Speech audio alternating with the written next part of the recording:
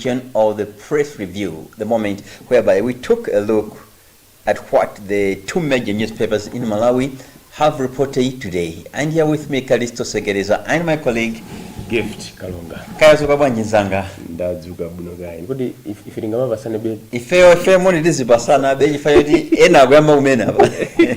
Ena sulira bana 5 kilo wenje koma ena kujoina kumene. Nde tizipasana be and it is abasa be moni. Na ine ndazuka. Yeah, tisangalale. Mutakuona ndavala ndithu sikuba kwazizira very cold today. The sinkanajidira mwina. Okay, yeah, and then tiyambe the newspaper ya The Nation, and the main headline goes, plane search was called off, witness.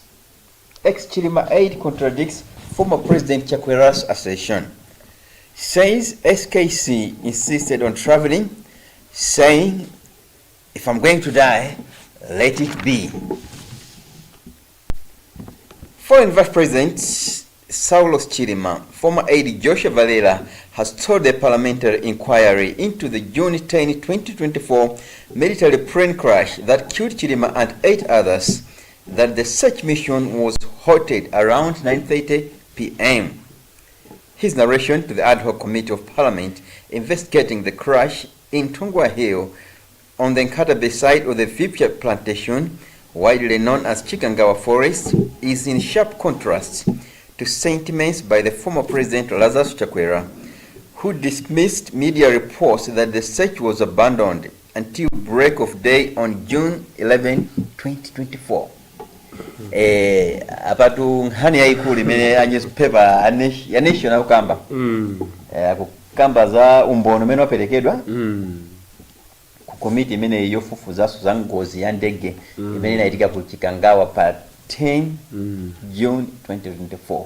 Awati mwina ukanga zimene zikusiyana napo zimene ya president anthawi imene ya Chakwera adayankhula dziko lino chifukwa Chakwera wadanena kuti adalamula kuti serikali apitilize kusakasaka ndege imene mpaka ipeze koma apa opelekera umboni akususa kuti kuyang'anira kusakidwa kwa ndegeko kudayimitsidwa ndithu mpaka siku losatira pa 11 June 2024.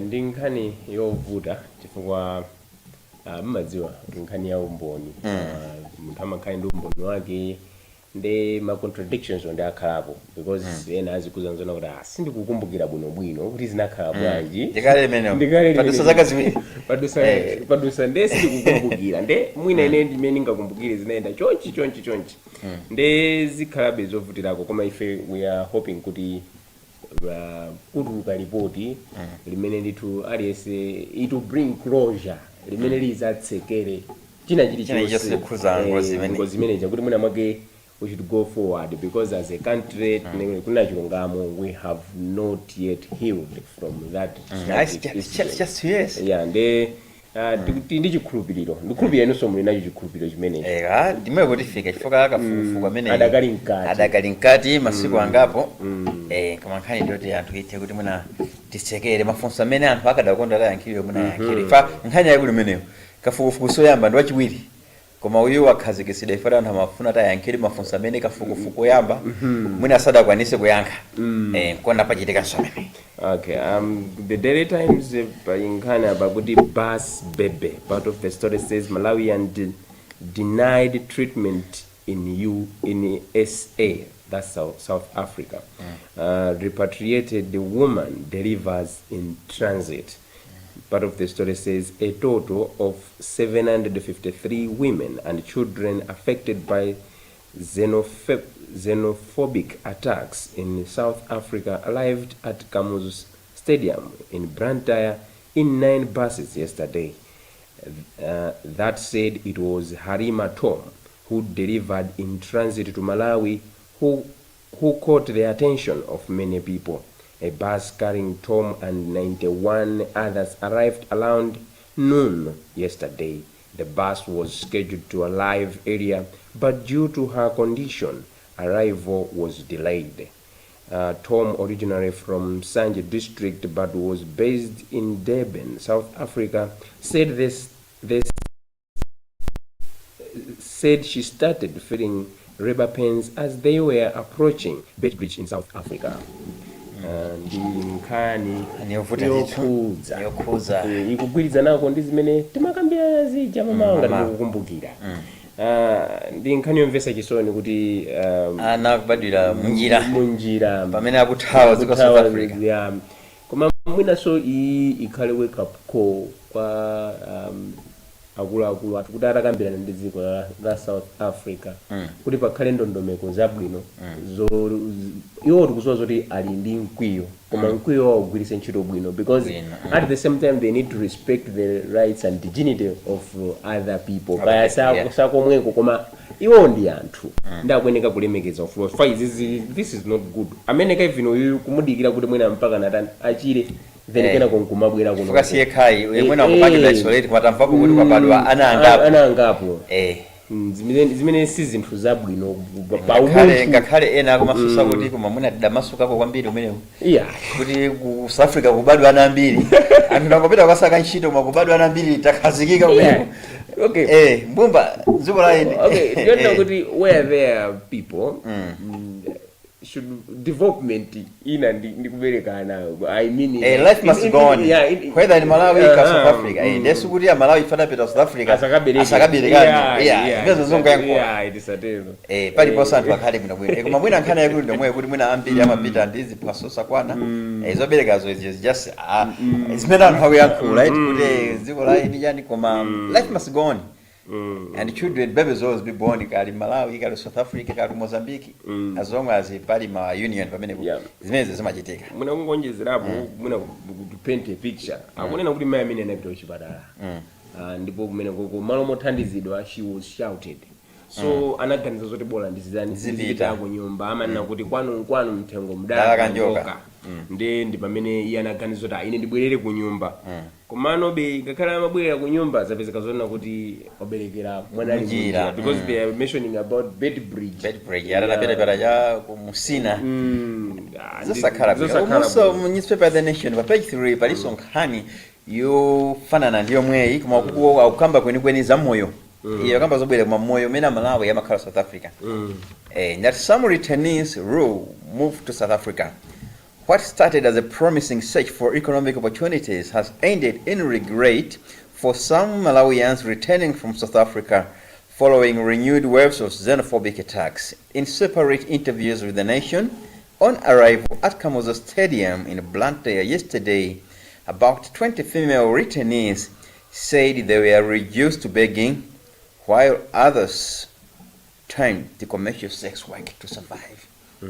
Akamba atakuti Malawi ena izi ni nkhani zimene Malawi amene kubwera kumene chiko South Africa akamba akuti ambiri ndipo mene mwambiri ndoti angapo anapita ena 2022 ena 24 tingoti the past 4 years amene apita pamenepo ambiri akuti South Africa kunkhale yamakhalako ntchito kudalibe ambiri amachita mchito maganyo yake ochapa makomo adeire zimene kulokosa mapanga zoti atha kupanga ena ntchito imene amapanga ndiyo kugulisa matupe awo kunena mwati ndunji amapanga hule nkhani imene iye akambidwa ndithu mmene muona ali ku South Africa izi zimene newspaper ya Nation yakamba nkhani za anthu amene anali ku South Africa kuti apanga kuja anthu menepo tikupati mvapeza ambiri mwina ena ali zali mashopo koma iyi kukamba za anthu ambiri amene mwina simawavuta yabwerera komano kuna chilungamo mwetu mwina kungokamba pamwachangu kuna chilungamo anzathu amene amakhala kupita South Africa amakhala zina kuti they are searching for green pastures. So Africa kuja akupeza kuna kuti ntchito kulibe, they can venture into even in criminal activities because even if we remember very well and South Africa also chimya kudandira kuna kuti ma criminal cases achuka ndipo akuganizira kuti zimene is because of the foreigners.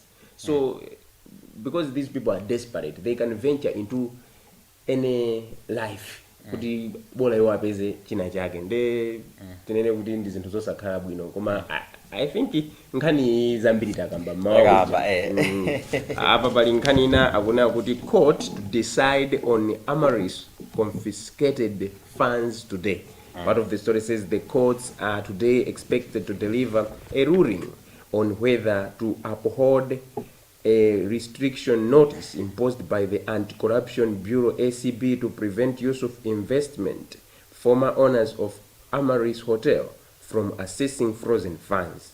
In March this year, the ACB, working with the Financial Intelligence Authority, FIA, froze approximately 23 million US dollars, 38.5 billion in bank accounts linked to use of investments. Today's hearing follows the expiry of a 90-day freeze period that had been pressed on the restriction. Ndinkani iyi Amaris Hotel Laitika kafukufuku zambiri ndi kumakafukumira sanathe faina ina kisana berombo wa sanathe ndi anapanga withhold kapena dene kuti anazigwira ndalama zina zimene zinali ku account ya inu amene anala inu ake Amaris Hotel anazigwira kuti izizi zisapite kwina kuli konse tene kuti pamene papa pakufunika ndithu ndi nkhani zokha zona kuti chuma chathuchi tichigwiritsitse mwina nkhani iyende bwino chifukwa jaji amene akhala kugamula mlandu aganizire anthu amene ali pansi pa pension fund chifukwa amene ajawa ndona kuti ndalama zawo akoneka kuti muziwa inuyo pala anthu ena ananoti sanamange nyumba alibe ma investment oneka amadalira kuti ineyo ndikazapuma pa ntchito ndekupuma pa ntchito ndalama ndikapezeka anthu akupangira zinthu ngati izizi. I feel like si zinthu zabwino idea yetu mwena suku nayo ipa kugula hotelo fandama za pension fund zipangidwa invest koma nkhani imene inavuta ndi mtengo kukwera kwambiri mosagwirizana chinthu imene chilili zakota idea anthu azigona mo tipange business nanga ndalama izingokhala aigwire ntchito koma mwina kunoti chidadula kwambiri komanso zikuoneka ngati kuti there was no that negotiation between the board and its members because zimafunika zona kuti ngati mupanga chiganizo chikhale chokomera aliyense. Coming back to the nation, at MEC tells stakeholders to start 2030 vote preparations. Malawi Electoral Commission MEC has called on electoral stakeholders to start preparing for the 2030 general election and draw lessons from last year's election to sustain the gains and deliver another credible poll. Akuti to chairman wa MEC anadeo ntalimanja akupempha anthu onse okhuzidwa ndikayendesede ka chisankho kuti ayambe kukonzekera chisankho ya 2030 chaka sichidathe chivoteni yakachatha nanga September tafena vota September sidafike basala miezi itatu kumano bemanena kuti kukonzekera kufunikira kudompa zenje kulonera patali panopa mwina munthu utakona zoti akutali 2030 chaka sichidathe tayambakalo kwamba zimene mata wasama puma akale ayambaso kale kuchosera sikuti chisankho amangokonzekera chaka chimenecho it's a process. It's a big process. Zonse zinakuonikiridwa the whole 5 years akakonzekera ndetu anzathu okhuzidwa ndi chisankho hali limeneyo ndikubeya uvota swali momwemo ndimona ngati ndi mfano imene MP kuti mwene kamwembe kukonzekera mwakandi supporta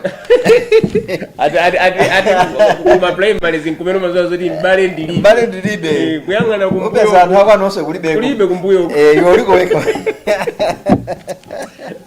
tivire mankhani napa the Daily Times pasamba lachitatu akuti shrinking donor aid puts social protection on brink. Part of the story says Malawi is facing rising economic and social pressure as declining donor support exposes its heavy reliance on foreign aid for social protection and humanitarian programs. The Daily Times can reveal.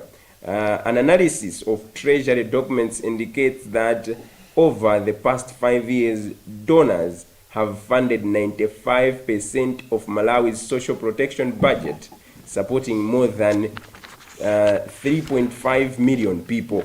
However, government spending remains low at 0.9% of gross domestic product, below the regional average of 2%. And in the 2026-2027 financial year, the social protection budget was cut from 217 billion kwacha to 123 billion, leaving a 94 billion gap. This has prompted the United Nations Children's Emergency Fund, UNICEF, to estimate that about 1 million ultra-poor people could lose support as a result of declining donor contributions. Akuti anthu amene amathandiza dziko lino Malawi ndi chuma mathandiza chuma kwangati ndalama zimene zimadona za kuchepa asana akuchepa koma akuchepa oti thandiza kuchepa koma so ndalama zimene akupereka zikuchepa ende mwina ise wake up call kudziko ngati lino limene madalira ndalama zambiri zopasidwa kumafunza kuti ife tikutani kodi mpaka zaka 60 yakuti ku management madalira opasidwa ine pempho langa ndikana konda ndikana nkhula mokweza mawu kwezani ndinene chonchi pempho langa kwa tonse Malawi amene akulamulira amene analamulirapo akufuna zolamulira amene afuna zalamulire tiye tigwirane manja ndikuti izi zomadalira kwambiri maiko ena ngati kitire zichepe chifukwa kuti amanena kuti an independent man has all the freedom. Pomwe dependent man, his freedom is limited. A beggar has no freedom. Beggars have no choice. No choice. No choice. Kutanthauza kuti ife tikakati ndi ma plan athu, ma policies athu aja kumanga tisakugwirizana ndi ma interest amene wapemphawo definitely that's not easy. Nde mwina ngati dziko ikhale wake up call kuti sitingamangoti budget yathu inali yonse tikudalira mmodzi mwina ndichi machine neyoti ndi njira iti kutolera misonkho kapena mwina mwake misonkho yetu anthu akamvaso kufinyidwa amapereka mochepa apereka inde koma zikavuta ndama zambi zikuthera ku misonkho ku production sikuyenda sikampani yatseka akaseka apereka sonsonkho ati utoledaso kuti sonsonkho zovuta koma mwina tibwere ku newspaper ya The Nation sambalo yamba kuti business highlight growth challenges. MCCI says production costs rising by 42% annually.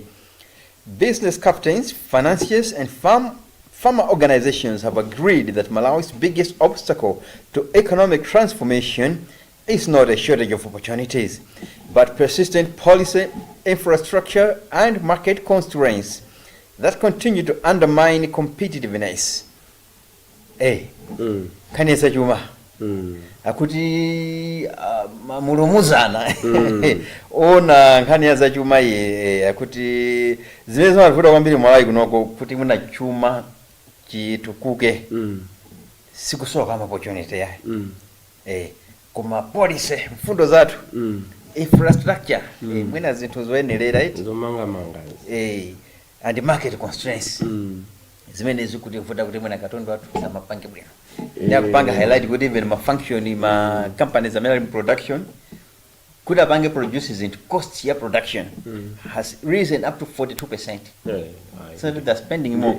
Data gadeo zinu zikweraso ndifa kena kantu sagula business kula basi business amadi zikhala win-win situation opanga togulisa ndiye kuti wewe uone kuti kuoneka ngati ndi kungwajesa anthu umazisiya company ngati sikupindula itiseke tione zina kaya business times apa ku Times Business apa kunena kuti World Bank report points Malawi's exports doubling. Part of the story says Malawi can more than double its export volumes, create over 100,000 jobs, and attract over $2 billion in private investment if it implements targeted reforms in mining, tourism, agriculture.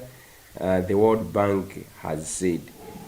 ATM, agriculture, tourism, mining.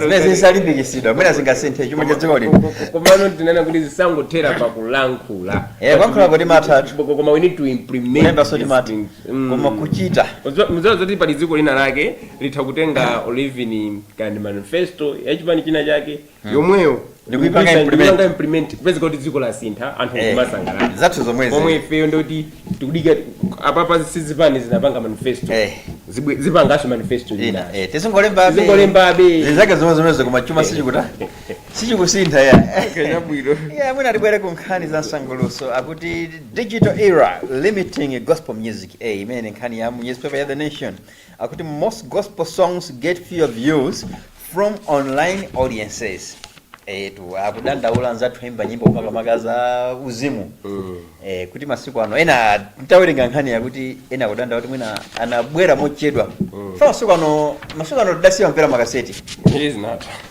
makaseti adasiya kalekale olo DVD CD zimene zali technology zakateni zapita zona mazibe ntchito masiku ano anthu nyimbo amvera pa YouTube amvera ma online platforms osiyanasiyana ndena akuti woimba anzathu makamaka woimba gospel akudandaula kuti khagati sakupindula pakuti atuluse nyimbo production iliyokwera koma nyimbo ijatuluka DVD palibe ngagule chifukwa alibe nazo nchira ntamvera atakugawana mu WhatsApp albamu yonse mu WhatsApp atagawana apa kumvesera iweyo ndama za ku studio sunapangidikava zapita koma amene akupanga momwe ndama ndamene analawirira ali ndi mayina kale anapita kale kupita ati Spotify YouTube ndamene mwina YouTube mwina zimati break mwina Spotify ndamene mwina wapanga ndama amene analawirira the take home message ndio timuna technology kamabwera izi za production yani za media kandi nyimbo ikasekuza media chima yendele mozi ndalama amene ndi technology ndi anthu akachida upanga grasp technology ichi ni mavuto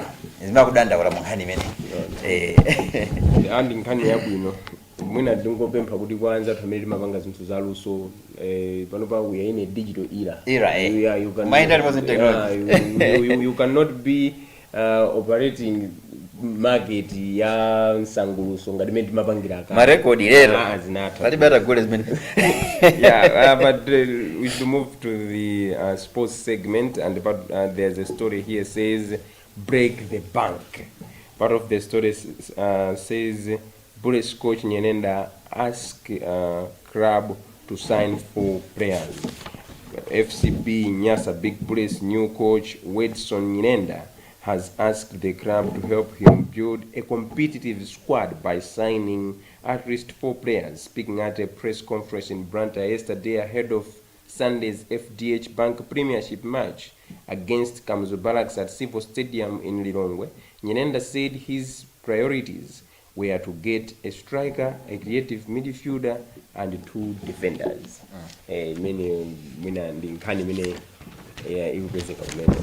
Okay. Yeah. Tibwere mdhanyifu The Nation kugaula sama sewe out FDH Premier Netball starts July 4.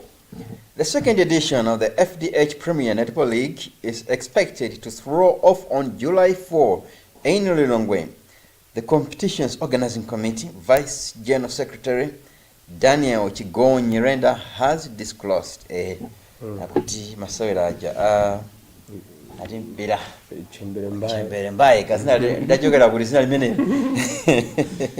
othandizidwa ndi banki ija ya FDH Bank FDH akuti ayamba pa 4 July kuti Lilongwe ndi ationa kuti mene kuzitha bwanji tikupeso kuti matimu onse amene ali mmenemu akonzeka ati tali kukhala matimu 12 amene akupikisana chikho chimene cha FDH Bank nkhani yasatira akuti nkhani ina yayikulu akuti Songwe extreme battle for NBS Bank League Summit. NBS Bank National Division League NDL leaders Songwe Border United and second placed Extreme FC face off in top of the table clash this Sunday at Karonga Stadium.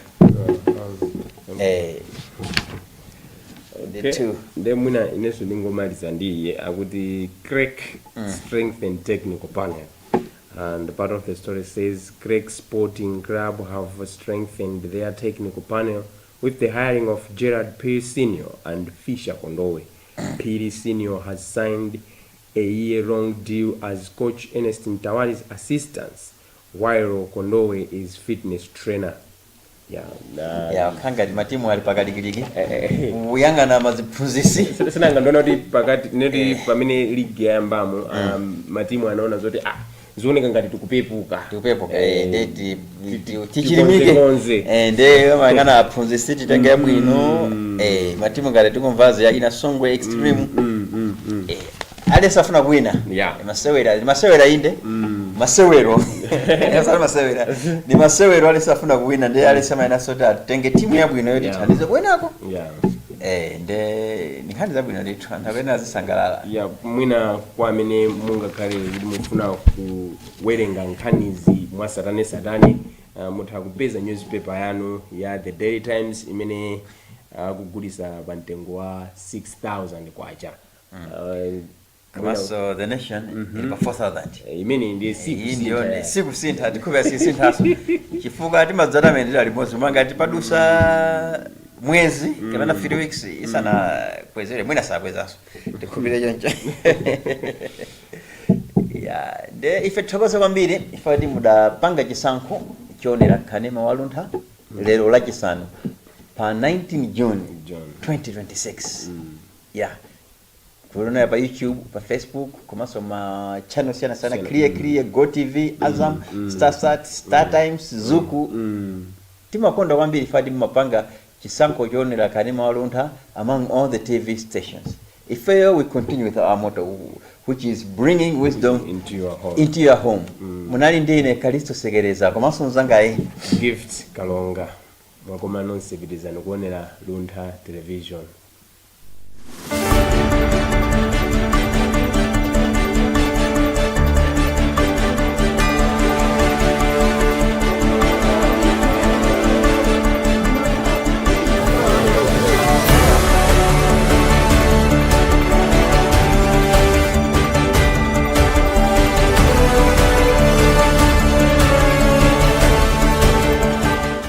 Okondeka nzika za mzinda wa Zuzu pamene boma lathu likugwira ntchito yothetsa kufalikira kwa polio komwe kulipo pano, tikupempha anthu onse mdera lathu kuthandiza kampeni yakatemera wa polio kwa ana onse osakwana zaka 10. Atsogoleri a madera komanso mabanja onse ali ndi udindo ofunika kwambiri pa ntchitoyi. Tikulimbikitsa makolo ndi osamalira ana onse kuti abweretse ana awo kudzalandira katemera pa gawo lililonse la kampeniyi. Katemera ndi otetezedwa, wothandiza ndipo ndi waulere. Magulu opereka katemera adzafika m'makomo, m'masukulu komanso kumalo ena omwe anthu amakumanako. Ndikupemphanso makhansala, atsogoleri a zipembedzo kuti alimbikitse mabanja ndi kuonetsetsa kuti palibe mwana amene akusiyidwa. Pamodzi monga mzinda wa Zuzu tingathe kuthetsa polio ndi kuteteza ana athu. Luntha Television, bringing wisdom into your home.